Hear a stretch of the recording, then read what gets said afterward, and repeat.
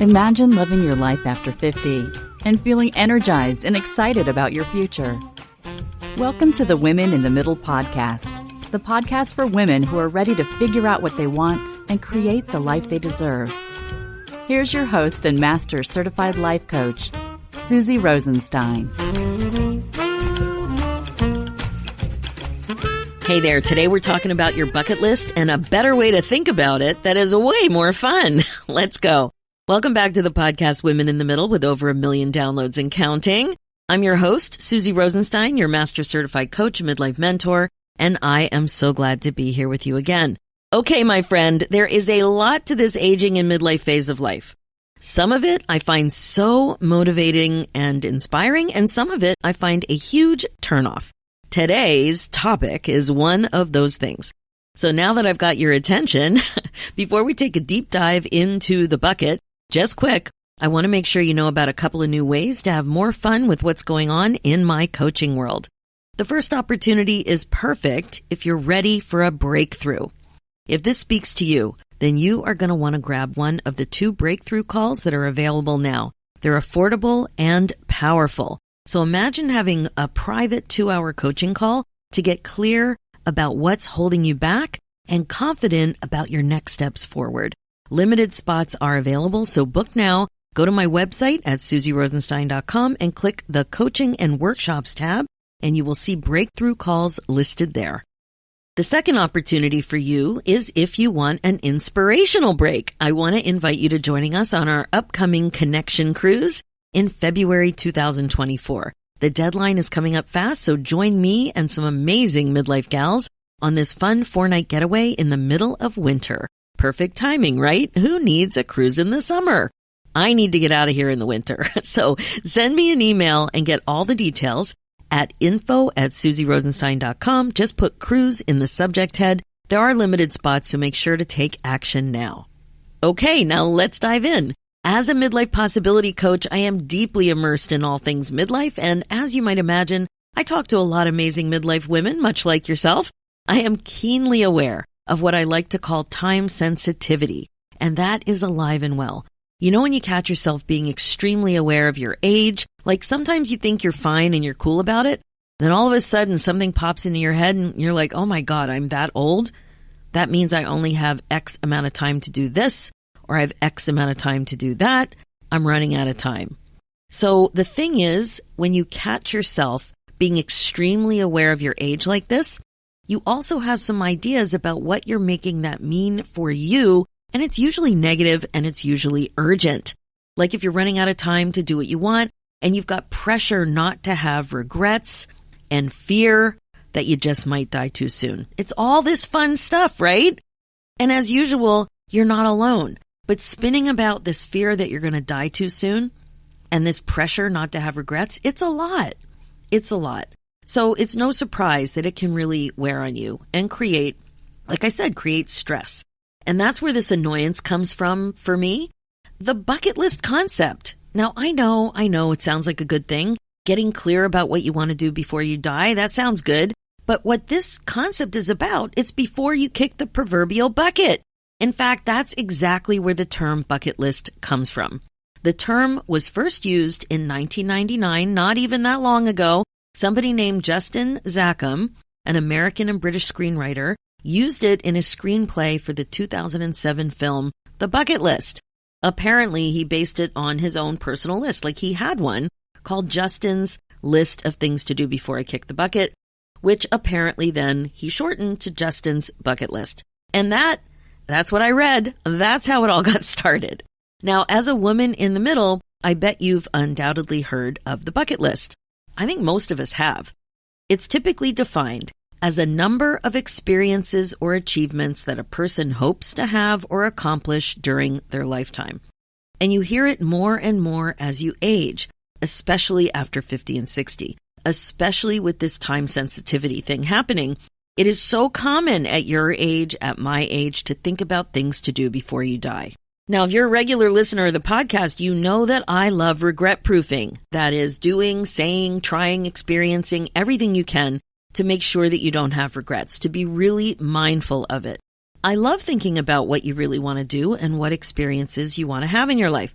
My big problem, though, is about this specific concept. I don't like the idea of thinking about what you want to do in the same breath of what you believe you're running out of time to do, and it's all based on doing things before you die.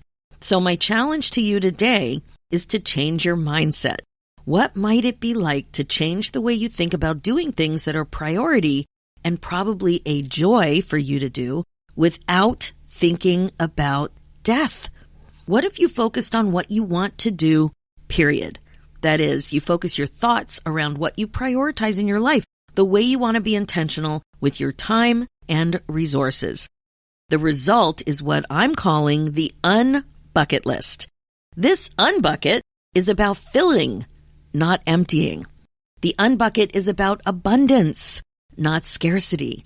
So your unbucket list is about planning in advance and committing to your plan to fill your life with the experiences and achievements you're excited about, rather than kicking the bucket before you have a chance to have fun like you want. You see what I mean? It's so different. So my question is, are you with me? Notice how thinking about making sure you do stuff before you die makes you feel. Maybe rushed, panicked, sad, hopeless, urgent, those kinds of feelings. Now think about doing fun stuff, period. How does that make you feel? Excited, happy, motivated, maybe grateful. Very different emotional responses, I would say, wouldn't you? That's what I'm getting at. Let's turn down the stress about aging a bit, shall we? Let's work on a new abundant mindset to support your dreams. First, decide how you want to feel as you're thinking about and doing really great stuff in your life. Then think about what you would actually have to practice thinking to feel that way. If you want to feel grateful, for example, what would you have to think about creating your list of priorities and then doing all the fun stuff?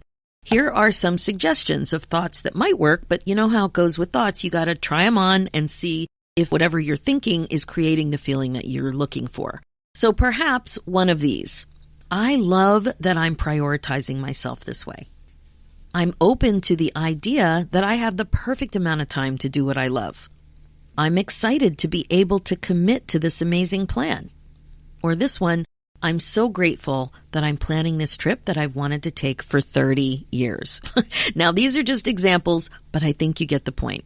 They create such a different feeling than when you're freaking out about running out of time and dying before you had time to do or experience certain things. Now, as far as I can tell, there's no downside to believing that you have this kind of abundance in your life. But there is a downside for creating more stress in your life. Okay, so now the fun part. Let's actually think about your unbucket list. Let's start your unbucket list. Let's actually start it. So please feel free to add to this over time. You may want to actually make a list. If you're driving or walking the dog right now, you can revisit this or, listen to it again. Or now that you've got the ideas that we're going to review, you can just go with it. But the idea is to get ideas down and then always be open to adding to them. So here's a bunch of ideas, just thought starters. So let's talk about self-care. Is there something you want to try or have an experience with or attain a certain self-care goal? So when you think about the way you take care of yourself, is there experience you want to have or something that you really want to do? What about travel? Where do you want to go? What do you want to experience? Is it long-term travel, like traveling for 3 months or more, or trips that could be taken together, like exploring the Caribbean over 2 years? Is it cruising around the world or driving cross-country? Like really think about travel. Definitely think about where you want to go, but also think about the experience of travel, not just getting there. What about hobbies? Do you want to try something new or do you want to perfect skills you've developed? Maybe study at a certain school or maybe learn with a professional, a specialist, somebody that you've been following or reading about, anything like that. What about passion projects? What does this even mean for you? For me, turtle tagging in Costa Rica, building homes in Mexico perhaps, conservation project, volunteering in Africa, starting a nonprofit, all kinds of ideas. But when you think of passion project, it's very personal. What is so much a part of your core that you want to do more of it, like you would regret not spending more time or investing more resources in whatever it is. Now let's think about individual activities. Do you want to experience anything on your own? I had a podcast episode recently where somebody was hiking 48 summits in New Hampshire, and she did a lot of that on her own. Is there some kind of a challenge that you want to do on your own? Or maybe a group activity, something that you specifically want to do with others, maybe a marathon, for example, or a group that you really love. Or I remember when I was on my whitewater rafting trip in the Grand Canyon, I was surprised to see of the 17 people on the 2 rafts, there were 5 guides, but of the guests, there were 3, I think they were father and son or daughter couples that were on the trip. And I was just so taken with that. So the parents were in their 70s. The kids were, I think, in their 40s or early 50s, the kids. And they were together doing this big adventure that they wanted to do for a long time. So is there something that you want to do with your parents, with your siblings, with your kids, with your spouse or partner, with a particular group? That's important too. So think about those relationships. I have an uncle who takes his grandchildren to Europe, for example. So when you think about some of this stuff, is it the activity that you want to do with somebody else? Is a relationship that you're working on or that you want to spend more time with, and it includes doing something together? Like, think about all that stuff. So let's think about career or your business. Is there something related to this that you want to try or to accomplish or to experience? Like maybe you want to present a TED Talk or participate in a performance, which could be speaking or some kind of a competition, or maybe write a book or launch a podcast. Like there's so many things that you might be wanting to do in your career. What about new skills? Do you want to learn to play an instrument or learn to quilt, for example, or learn how to play mahjong or learn how to write novels? Maybe learn how to make pottery. I know once I tried pottery and I found it super hard, but maybe it's something with pottery, or maybe you want to become really, really great at gardening. Maybe you want to learn about orchids or watercolor painting or woodworking or repurposing old furniture or renovating homes. Like, what about skills? What would you love to learn or love to get better at? What about classes? Is there a course you want to take or a degree or a certificate that you would love to have? Maybe a cooking class or a museum course or something on modern art or even on dinosaurs. You know, I have to say, a lot of these examples I'm giving you have come from friends, or I've heard other people talking about their dreams, or it came up in my community. So people are out there dreaming about these things, including me. So speaking of me, animal adventures. You know how much I love whales. Are there animal adventures you want to experience, like going on a safari or visiting a sloth sanctuary in Costa Rica? When I went to Costa Rica, we did not have time to go to a sloth sanctuary, and I would love to do that sometime, so I haven't forgotten. So is there something you want to experience with animals? Maybe you want to see penguins in the wild or elephants, anything with animals. Maybe it's something with scuba. I remember on one of the early sailing trips I took in the Caribbean, I wonder if it was the first one. It may have been. I saw squid. I don't know. I was snorkeling. I don't know what kind of squid they were, but they looked like they were from another planet. They were changing colors so rapidly, kind of metallic, bright colors. It was crazy. I was floating in a very shallow area, and I was in a school of squid. They weren't huge, maybe 18 inches, but there were so many of them. And it was a school of squid. I think that's what you call a group of squid. I don't really know. But it was amazing. I'll never forget it. So all kinds of animal adventures are out there. One that kind of surprised me was in Costa Rica. I would never have put it on a list, but now that I experienced it, I would do it again. It was a night hike in the rainforest. So the guides were with us with giant spotlights, and they knew where the toucan was sleeping in the tree, and you could see that. And they knew where the tarantula made a home or dug a hole or whatever it was. It was fascinating. So if you don't feel particularly inspired on any of these topics, it is so easy to get inspired.